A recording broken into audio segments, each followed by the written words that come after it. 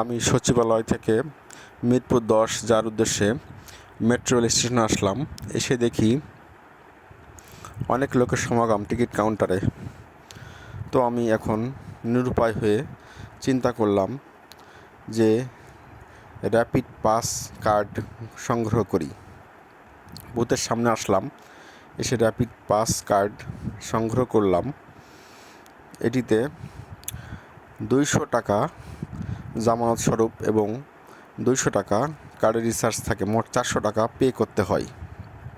তো কার্ডটি আমি সংগ্রহ করে বহির্গমন বুথের দিকে আসলাম এবং কার্ডটি পাস করে ভিতরে প্রবেশ করলাম।